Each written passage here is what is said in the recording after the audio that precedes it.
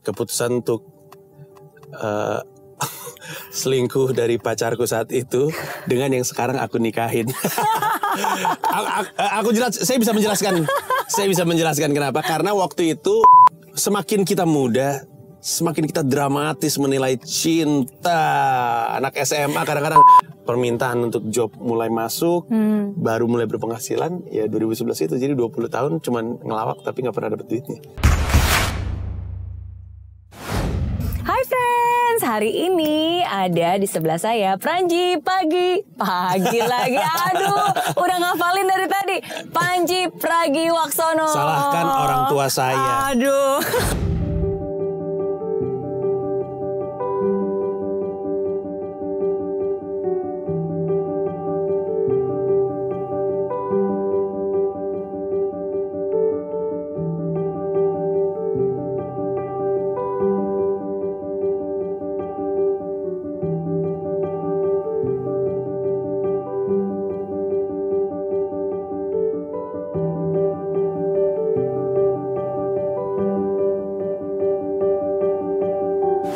Menciptakan nama terlalu ribet. Tadinya namanya aku harusnya Glenn. Yang benar. Iya, karena lahir di Gleneagle Hospital. Oh. Iya benar, aku lahir di Singapura, ayah masih kerja di situ. Lahirnya di Gleneagle Hospital. Terus udah gitu ayah lama banget kepikiran nama. Terus kata ibu, namanya Glenn aja lah, Gleneagle gitu. Iya. Terus ayah kan sangat Jawani gitu. Jadi Glenn kurang Jawa gitu buat dia. Akhirnya Panji Pragiwaksono. Sebenarnya lebih panjang lagi, Panji Pragiwaksono Wongsoyudo. Oke. Tapi itu punya makna. Aku baca Panji Pragiwaksono. Pragiwaksono itu kan artinya kebijaksanaan. Iya betul. Bener nggak? Itu sih kayaknya karang-karangan ayah deh. Kalau Wicaksono bijaksana kan masih masuk akal ya. Iya. Tapi siapa coba yang bilang Pragiwaksono itu kebijaksanaan? Kayaknya ayah aja almarhum tuh bisa-bisa. Emang nggak ngerasa bijak? Tidak ada kebijaksanaan dari saya sembarangan mulutnya. Oke, jadi salah satu orang sukses itu ciri khasnya adalah selalu rendah hati, benar gak? Aku mungkin lebih ke minder sih. Oke, bentar, hari ini kita ngobrol-ngobrol ya. Karena sebenarnya konten ini salah satu konten baru di YouTube aku, Zero to Hero. Karena kan kalau orang biasanya pengennya ngelihat cerita sukses, pengennya ngelihat orang sukses, tapi kan kita semua tahu di balik semua sukses itu kan pasti ada jatuh bangunnya, ada susahnya, ada sedihnya. Apalagi di zaman-zaman 3 bulan terakhir ini kan banyak banget orang yang udah berhasil terus tiba-tiba semuanya turun hilang sekejap gara-gara pandemi gitu. Jadi makanya aku sekarang bikin kontennya Zero to Hero gitu. Nah, tapi anyway, pengen ngucapin selamat dulu, happy anniversary. Happy 11 anniversary. Betul sekali. Di YouTube ya. Ber-YouTube. Tapi ya lebih kepada kaget aja, ternyata udah lebih dari 10 tahun pas dihitung-hitung. Tapi karena mungkin bukan YouTuber, jadi artinya nggak berprofesi sebagai YouTuber, jadi nggak ngerasa terlalu pengen gimana-gimana banget. Tapi bagaimanapun ketika aku cerita udah 11 tahun, pengen ngasih apresiasi sama yang subscribe aja, yang ngikutin dari dulu. Iya. Terima kasih Mbak Dewa. Sama-sama. Dan aku belum subscribe sih kayaknya. Habis ini subscribe. Tidak usah, isinya sampah YouTube saya. Nggak jelas. Enggak. Bercanda. Tapi anyway kan aku nonton tuh videonya yang 11th anniversary kan. Udah gitu kan Mas Panji kilas balik dari sejak video yang pertama tayang.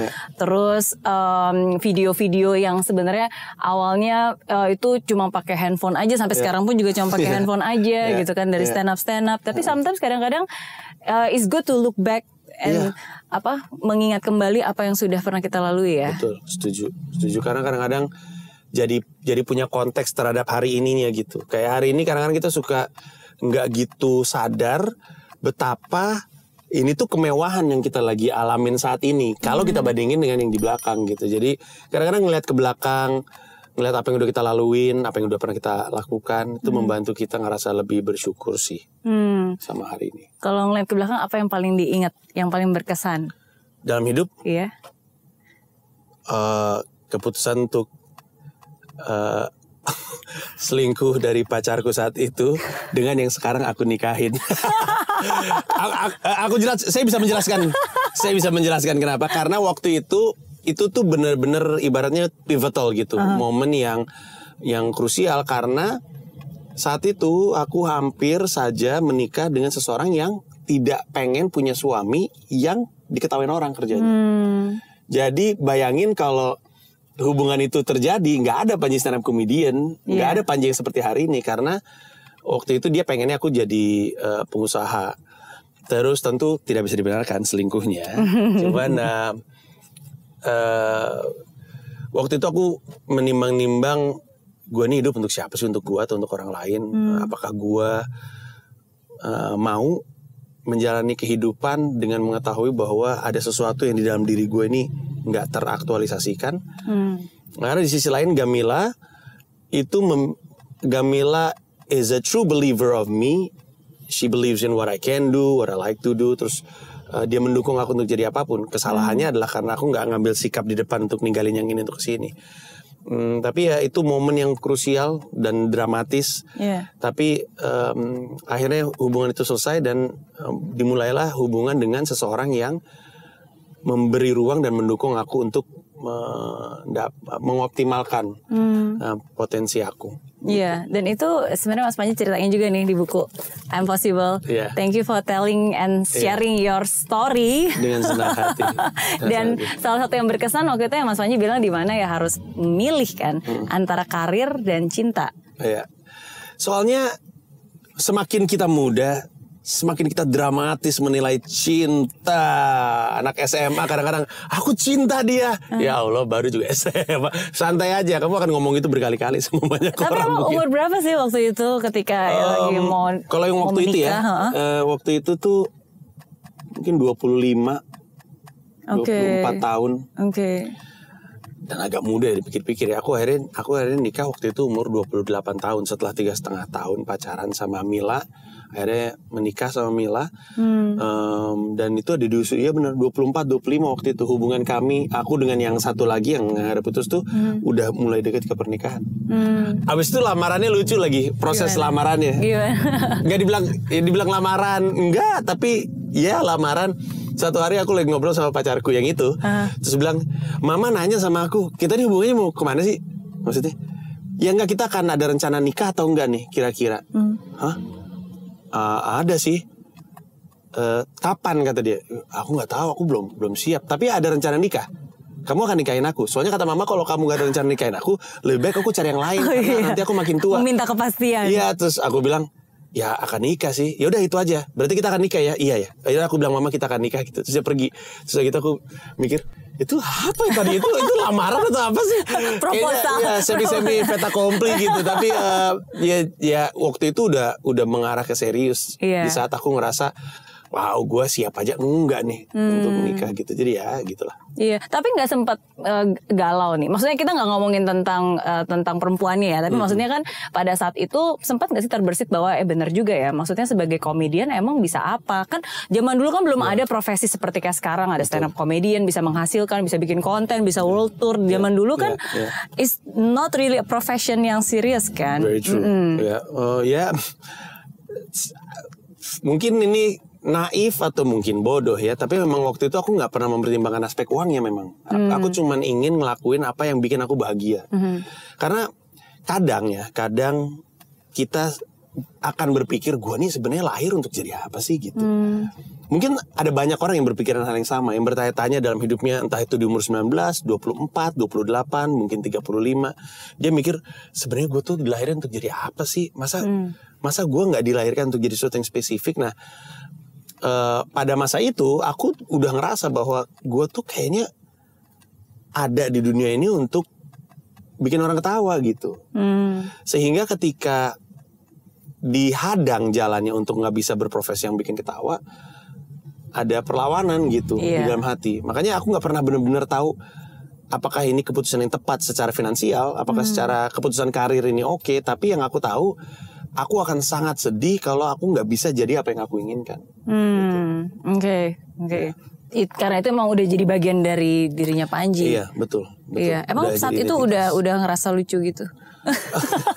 Sebenarnya sampai sekarang, wahai Anda yang menonton, saya tidak pernah merasa lucu. Tapi apa sih? Kadang-kadang kita dapat ini ya, traction gitu bahwa kita misalnya kita nggak ngerasa lucu ya. Tapi peluang-peluang untuk melucu tuh ada terus gitu. Dan dari dulu, maksudnya waktu kuliah bahkan, kalau lagi nggak ada dosen, anak-anak tuh nongkrong sama aku di warung mie gitu, warung roti bakar. Jinji, ayo dong cerita dong asal muasal botol kecap. Terus aku ngarang sejam ngomong gitu. Terus ntar kesempatan yang berbeda ada dosen lain yang nggak ada. Jinji cerita dong asal muasal pot bunga gitu. Nah jadi dari dulu teman-teman tuh emang pengen dihibur sama aku. Terus zaman SMA kalau misalnya aku lagi ngelawak atau lagi menghibur, tiba-tiba anak-anak tuh geser semuanya yang tadinya melingkar, tiba-tiba geser ke arah sana dan nontonin aku gitu. Jadi hal-hal seperti itu kan bikin kita mikir ya. Kelihatannya ada sesuatu yang bekerja dengan baik nih ketika aku ngelawak gitu. Apakah ini tempatku? Aku juga nggak langsung tahu bahwa aku tuh sebenarnya komedian. Dulu aku pikir aku komikus yang bikin komik. Belakangan aku sadar bahwa ternyata pada intinya aku adalah storyteller. I like to tell stories. Dan kadang-kadang ada cerita yang enak dalam bentuk stand up, ada cerita yang enak dalam bentuk film, ada cerita yang dalam bentuk buku atau dalam bentuk lagu rap. Tapi secara inti aku adalah storyteller dan aku nyari format yang tepat. Akhirnya ya udah aku sepakati berarti ya udah kita terus aja cerita gitu. Dan kalau ternyata rezekinya ada di cerita-cerita lucu atau komedi, ya udah kita totalin di situ. Berapa lama waktu yang dibutuhkan sampai dari yang awalnya hobi gitu kan, terus lama-lama jadi profesi dan mulai akhirnya menghasilkan? Pertama kali nyadar suka bikin orang ketawa tuh SMP. Pertama kali bisa bikin orang ketawa tuh SMA. Jadi ada 3 tahun tidak lucu. Oh iya. Iya kan suka bikin ketawa kan belum tentu orang tertawa ya. Malah waktu zaman SMP waktu zaman SMP tuh benar-benar sembarangan deh. Dalam rangka seneng bikin ketawa, yang aku lakuin tuh ngeprank yang nggak dibanggakan lah gitu. Kadang-kadang kita ngerjain orang supaya dapat ketawa gitu. Karena pengen bikin orang ketawa, tapi nggak tahu caranya. Akhirnya ngerjain orang, ngeprank. Gitu-gitulah. Aku ada fotonya, aku tanya dulu nih. Bentar. Ada fotonya. Tapi intinya gitu. Jadi waktu kecil tuh. Ini bukan, ini kapan? Itu SMA kelas. Oh ini udah SMA? Itu SMA tapi kayak anak SMP kan? Iya. Waktu SMP aku kayak anak SD. Yang benar. Dulu tuh aku kecil. Makanya teman-teman juga bingung sih Panji kenapa tiba-tiba gede gini. Ini. Itu SMA kelas 3. SMA, wow, aku pikir SMP loh ini loh. Sorry, ini kelas 2 apa kelas 3? Kelas 3, ini kelas 3. Oh iya. Sekitar segitu lah, sekitar segitu. Pokoknya SMA, ya masih SMA. Oke. Yang di kiri itu namanya Leirisa. Yang mana ini? Yang ini nih. Ini. Cowok itu, cowok paling ganteng lah di SMA Gonzaga waktu itu. Gonzaga. Apa kabar Le kalau Anda menyaksikan? Le itu cowok ganteng lah. Yang ini? Itu anak kelas 1-nya, aku nggak kenal sih, nggak kenal siapa, nggak kenal. Oke. Ya, tapi ya gitu. Berarti apa? Dari SMP senang bikin orang ketawa sampai pertama kali bikin pertunjukan tuh 2011. Berarti apa? 91 ke 2011? Berapa tuh aku nggak bisa ngitung. Lumayan, 91 ke 2011. Iya, berarti 20 tahun. 20 tahun. Iya. 91 kan mulai senang bikin orang ketawa. Mulai bener-bener penghasilan 2011. Loh, terus berarti selama 20 tahun? Ya udah ngelawak-ngelawak aja. Nggak pernah bener-bener. Karena aku tahu stand up komedi tahun 2000. Mungkin 2000. Waduh, berapa ya? 2006 aku tahu stand up komedi, tapi nggak pernah kepikiran jadi stand up komedian, dan juga nggak kepikiran jadi pelawak, karena kalau untuk jadi pelawak saat itu kan grup ya, jadi aku mesti nyari 2 orang lagi yang selera humornya sama, terus mesti ikut lomba, jadi nggak kepikiran untuk jadi stand up komedian. Makanya tempatku, ruang aku adalah siaran radio, karena siaran radio aku bisa bikin orang ketawa gitu. Baru ketika aku mulai nyoba tahun 2010 mulai nyoba-nyoba stand up di konser rapnya aku, dan ternyata kena, akhirnya mulai tuh ketika ada konser Amal, aku nawarin diri, boleh nggak gue stand up gitu. Oh ya oke, gue belum pernah sih ngeliatin stand up, udah nyobain gitu, dan akhirnya 2011 tuh meledak tuh karena Ernest memutuskan untuk mendirikan komunitas stand up Indo, Nas Prakasa. Aku terlibat di dalamnya, terus udah gitu skena stand up komedinya meledak. Permintaan untuk job mulai masuk, baru mulai berpenghasilan, ya 2011 itu. Jadi 20 tahun cuman ngelawak tapi gak pernah dapet duitnya. Pernah ngerasa bahwa ya mungkin ini bukan jalannya, atau mungkin maksudnya ya menyerah gitu. Kan kadang memang kita di dalam hidup ini kan harus bersabar, ya kan, kita harus berjuang sampai nanti kita mendapatkan hasilnya. Nah kalau sabarnya 1-2 tahun mungkin masih oke, sabar 5 tahun ya mungkin masih masuk akal lah ya. Tapi kan sometimes ada batasnya di mana kita ngerasa bahwa ya maybe it's time to like really be realistis dan doing something else gitu. Itu pernah terbersit gak sih di Panji? Walaupun you don't really look for money kan, tapi enggak sih. Kenapa ya? Sebenarnya pertanyaan masuk akal kan? Iya. Tapi aku kenapa ya? Enggak pernah ngerasa ini enggak ya tempat yang tepat untuk gue. Apakah seharusnya gue ada pilihan karir lain? Mungkin karena udah lebih dulu. Jadi sebelum aku memutuskan untuk jadi entertainer, aku dulu orang kantoran. Aku sales dulu di sebuah advertising agency, sales di UPS dulu, United Parcel Service, sekarang kan jadi UPS doang. Jadi dan dulu aku program director untuk sebuah radio. Jadi aku tuh lebih dulu jadi orang kantoran. Pada masa aku kantoran, aku sebenarnya bahagia, tapi sakit-sakitan. Bahagia karena I like what I'm doing, seneng gitu ya.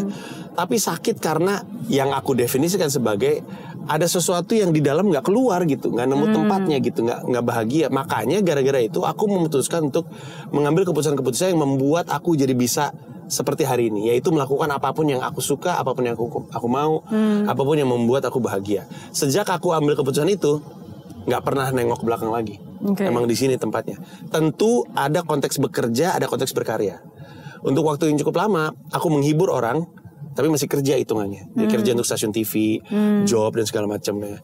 Aku baru mulai masuk ke dunia berkarya kelihatannya 2008 itu pun belum ada duit yang besar banget.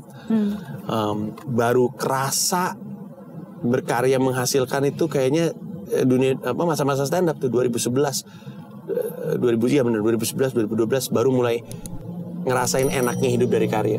Jadi bidangnya atau industrinya udah dipilih, yaitu pengen bikin orang ketawa, dunia hiburan, tapi awalnya masih kerja gitu. Ngejob sampai akhirnya masuk ke dunia berkarya, bikin pertunjukan, bikin konser, bikin tour gitu.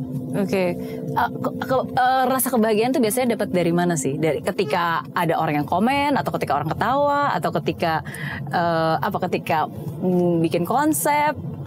Kebahagiaan terbesar adalah dapat reaksi instan dari joke kita. Jadi aku kan berkomedi banyak format, film deh misalnya. Film tuh kadang-kadang kita tulis bulan Maret, baru di syuting bulan Agustus, baru tayang bulan Juni tahun berikutnya. Ya, Mbak Mary pasti tahu prosesnya kayak gitu. Betul. Artinya ketika aku nulis joke-nya pertama kali, baru dengerin reaksinya bener lucu atau enggak tuh bisa setahun gitu. Tapi stand up kita ngomong reaksinya langsung masuk, dan itu sebenarnya kayak validasi gitu rasanya, kayak validasi gitu. Itu yang tak tergantikan. Makanya secapek-capeknya menjalankan tour, capeknya terbayarkan dengan mendapatkan reaksi itu. Makanya mungkin pernah dengar ceritanya bahwa aku kalau bikin pertunjukan stand up di Jakarta misalnya, show-nya mulai jam 7, selesai jam 10, jam 11 aku mulai photoshoot, kelar 2:30. Kadang-kadang foto sama penonton itu lebih lama daripada pertunjukannya. Pertunjukannya 2 jam, fotonya bisa sampai 2:30 pagi karena mereka pengen. Nah, aku seneng ketemu sama mereka karena mereka ngasih energi luar biasa di atas panggung gitu. Bahagia banget di atas panggung, dapat reaksi instan dari orang. Aku jadi, gue rela deh nungguin lo sampai 2:30 pagi karena lu bikin gue sebahagia ini. Itu sih yang paling bahagia. Aku ngelihat fotonya kayak ada Panji di stage, and then like wow, like berapa ribu orang gitu ya kan. How do you feel when you're on stage? Kalau udah di atas panggung, berapapun penontonnya rasanya ternyata sama. Dari pengalamanku, 5.000 orang, 500 orang, 50 orang, ternyata rasanya sama. Cuman beda di kita mesti ngelihat ke lebih banyak titik aja. Tapi rasanya selalu sama. Dan untuk stand up jadinya lebih intimate dan lebih personal, karena stand up comedy itu kita benar-benar ngomongin keresahan kita. Bayangin kita bisa ngomong apapun yang kita pengen, dan ada yang datang untuk dengerin itu gitu, dan bayar kadang-kadang mahal. Bayar mahal lagi. Iya, untuk nonton itu. Jadi kadang-kadang kalau dipikir-pikir, kok bisa ya? Jadi kan because of sih? You. Ya mungkin juga. Tapi intinya gini sih, Kita ngelawak orang ketawa itu membawa bahagia betul. Tapi bahwa ada orang datang untuk menerima kita 100% jadi diri kita sendiri. Itu kayaknya berharga sekali gitu. Karena di dunia ini kadang-kadang kita nggak benar-benar bisa jadi kita sendiri. Kita mesti mengakomodir kebutuhan masyarakat, mesti berkompromi dengan maunya masyarakat. Tapi di stand up comedy orang justru pengen ngelihat kita jadi diri kita sendiri. Walaupun dengan menjadi diri sendiri sesuai dengan pemikiran kita, kadang-kadang kan banyak juga orang yang maksudnya itu beresiko kan sometimes, benar nggak? Because we are not a people pleaser. Betul sekali. Dan apalagi stand up comedian ya, kita nulis joke bukan untuk mereka. Kita nulis joke yang menurut kita lucu aja. Kalau mereka suka ya bagus. Makanya resiko untuk mereka nggak suka, mereka tersinggung tuh selalu ada. Tapi itu sih untuk umumnya orang bayar tiket karena gue pengen lihat lu jadi lu. Nah, itu tuh rasanya tuh mengagumkan aja gitu. Ada yang mau datang untuk menonton kita jadi kita gitu. Iya. Iya gitulah. Iya. Pas aku masuk ada yang teriak satu, ada cowok. Tiba-tiba semua perempuan keluar dari jendela. Wah gitu. Jadi naga mereka semua guys.